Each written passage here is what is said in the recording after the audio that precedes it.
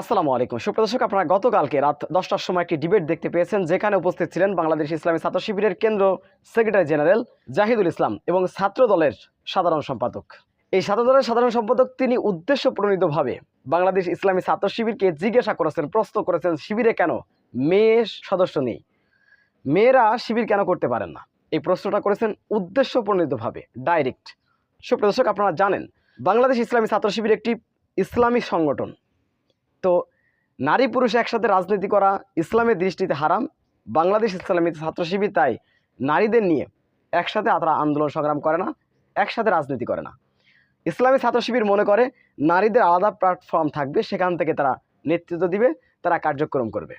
তো ছাত্রদলের সাধারণ সম্পাদক তিনি জিজ্ঞাসা করেছেন যে ছাত্র শিবিরে কেন নারী সদস্য নেই, এটা বৈষম্য নয়, এরকমটা তিনি বোঝাতে চেয়েছেন। শোনেন, ইসলামী ছাত্র শিবির জামাত ইসলামকে কোনোভাবে আটকাতে পারছে না, তারা তাই নানা প্রশ্ন করে বিভিন্নভাবে আটকানোর চেষ্টা করছে। আপনারা যদি দেখে থাকেন গতকালকে রাত্রের এই অনুষ্ঠানটি, আপনারা দেখবেন সম্পূর্ণভাবে কিভাবে শিবিরকে টার্গেট করে করে প্রশ্ন করেছে ছাত্র দলের সভাপতি।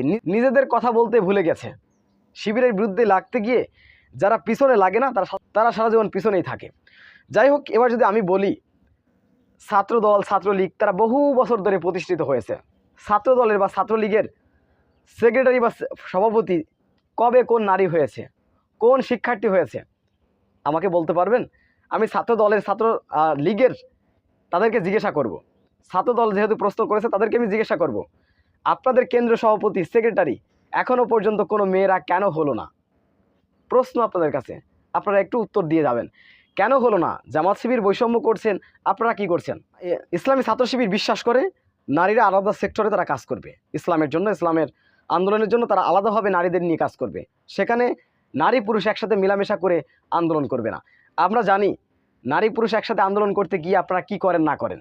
এদেশে যারা নারী পুরুষ একতাবদ্ধভাবে আন্দোলন করে, একটা নারী একটা পুরুষ একসাথে আন্দোলন করে, বিভিন্ন সফরে যায়, কার্যক্রম করে, আমরা দেখেছি যে না ব্যভিচার, দেহ ব্যবসাটা কত কিছু হয়েছে। আপনারা দেখতে পেয়েছেন যে ছাত্রলীগ যারা করতো, মানে ছাত্রলীগ, তারা তো ছাত্রলীগ বলে, মানে ছাত্র এবং ছাত্রী এটা তো দুইটা আলাদা বিষয়।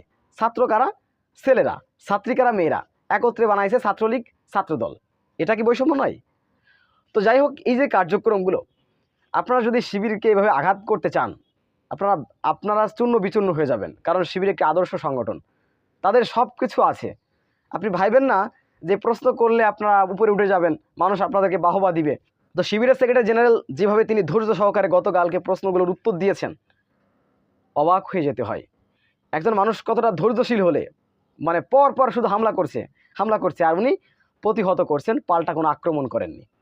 শিবির যদি আক্রমণ করে, বা প্রশ্নের কথা বলছি, যদি আপনাদের বিরুদ্ধে কথা বলা শুরু করে, আপনাদের অস্তিত্ব কোথায় গিয়ে দাঁড়াবে একটু ভেবে দেখেন। আপনাদের আকাম প্রচুর পরিমাণে বেরোচ্ছে, এদেশের জাতীয় গণমাধ্যমগুলোতে উঠে আসছে।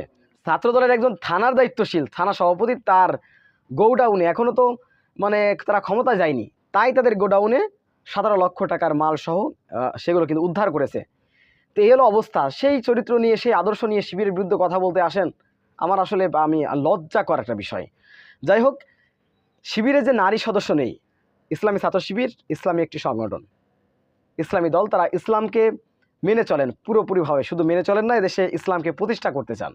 অতএব সেই সংগঠন তারা ইসলামের বিরুদ্ধে গিয়ে কার্যক্রম করবে, এটা তো সম্ভব নয়। তো ছাত্র দলের সাধারণ সম্পাদককে আমি প্রশ্ন করতে চাই, আমি আবারও বলছি, আপনার দলের ভিতরে এখনও পর্যন্ত কেন সভাপতি এবং সেক্রেটারি কোনো নারী হলো না? তারা কি অযোগ্য, নাকি আপনারা তাদেরকে স্পেস দেন না? শুধু যেখানে লাগানো দরকার নামে রেখে দিয়েছেন নারীদেরকে, তাদের কোনো মূল্যায়ন নেই, কোনো কিছু নেই। ছাত্র দলের কেন এখন পর্যন্ত সভাপতি হলো না একজন মেয়ে, সেক্রেটারি হলো না, কেন হলো না? শিবিরকে পাল্টা প্রশ্ন করতে পারেন, ঠেলা সামলাতে পারবেন? যাই হোক সুপ্রিয় দর্শক, ছাত্র দলের সাধারণ সম্পাদকের এই প্রশ্নটি আপনারা কীভাবে দেখেন, অবশ্যই আপনাদের মূল্যবান মন্তব্য কমেন্ট বক্সে জানাবেন। সবসময় সত্য নির্ভেজাল তথ্য পেতে স্বাধীন বাংলা ইউটিউব চ্যানেলটি সাবস্ক্রাইব করে আমাদের সাথে থাকুন। আসসালামু আলাইকুম রহমতুল্লাহি।